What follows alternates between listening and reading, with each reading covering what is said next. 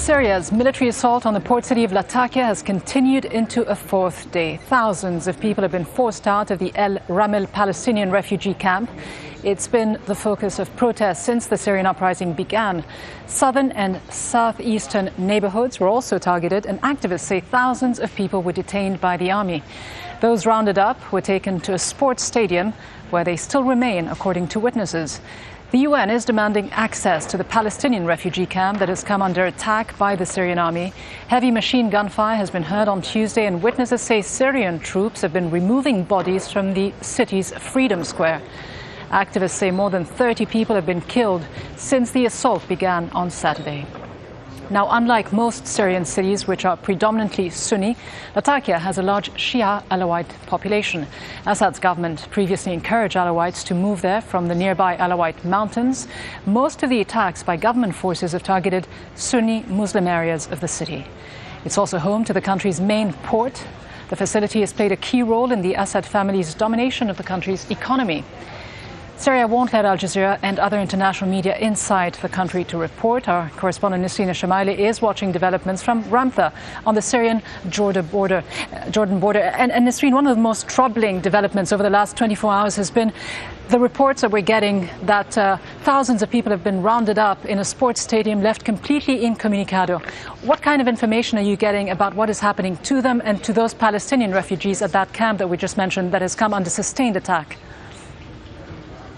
Well, Rida, it's been very difficult to try to get news from Latakia in general because there's no electricity there. It's cut off in many parts of the city and people haven't been able to charge their mobile phones. But we understood from activists we spoke to this morning very briefly that the thousands who were detained on Monday afternoon are still being held at the Sports City Stadium. And they told us that they're still unable to get in touch with them because they've been stripped of their mobile phones and their IDs. And according to the activists, they're being treated like animals there. That's what one activist told me, because they are denied and deprived of the basic needs while they are fasting during Ramadan. So the only news we have of them is that they are still held in that stadium. And this comes as heavy machine gun fires heard throughout several neighborhoods. Attacks on al-Ramel Palestinian refugee camp and the al-Ramel neighborhood in general continue. They're coming under heavy attack. What we do know from activists is that, as you mentioned, thousands, according to the United Nations Refugee Agency, have fled from the Palestinian refugee camp. Nobody really knows where they went, and that activists say the Palestinians are being targeted there. They're among the killed, they are among the arrested, and they are among the injured. And this comes after the Palestine Liberation Organization has issued a statement condemning these attacks on Palestinians and saying that they should be spared of this violence because they haven't directly interfered in the unrest in Syria or in its affairs, given the fact that they're not Syrian nationals. But despite any outside condemnation, Nisreen, the crackdown continues not just in Latakia but in other major cities as well.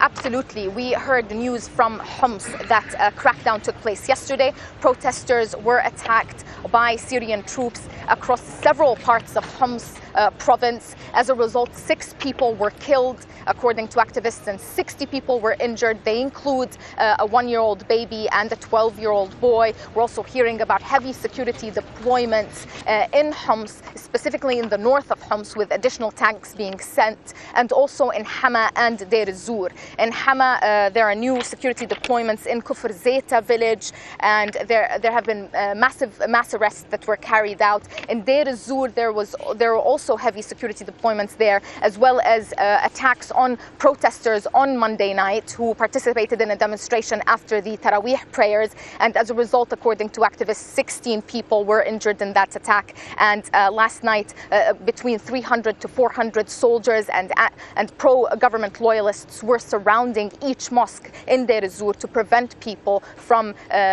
taking part in these protests. Rida. Nisreen, thanks very much. Nisreen el-Shamayleh reporting from Ramtha. And as Nisreen was just pointing out, Syria's neighbours have repeated calls for an end to the crackdown by the army. Turkey's government says it will break off dialogue with Assad if the violence continues. And Jordan's Prime Minister Maruf al-Baghit says there is a need to stop the violence immediately, start implementing reforms and resort to dialogue. An almost unanimous international stance has crystallized in favor of rejecting the continuation of these scenes. Ashraf al-Muqdad is a member of the Syrian opposition group, the Damascus Declaration. He says right now nothing can stop President Bashar al-Assad. At the moment, he's like a raging bull, attacking everything. Remember, I just want to correct something people saying in the news. It's like a conflict. It's not a conflict. It's one side carry guns and military equipment and tanks, and one side has absolutely nothing. He's attacking civilian, unarmed civilian, their neighborhood. He's shooting at everything could move. He's now involving the Palestinian, which is the Palestinian neighborhood, which is neighboring Slabiya neighborhood. He is totally blind.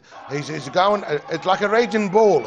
He doesn't distinguish between people who oppose him or people not oppose him. The Palestinian done him nothing wrong, but he's going absolutely like a raging bull. There's nothing could stop him at the moment. We doubted very much that the elite, they're going to join the revolution at this stage, because there is no real pressure being exerted on this and Assad. At the moment, there's condemnation. We all know in the international community that the Assad legitimacy is gone, but they need to see an action on the ground. We need to go back to the Security Council. We need to get some concrete steps.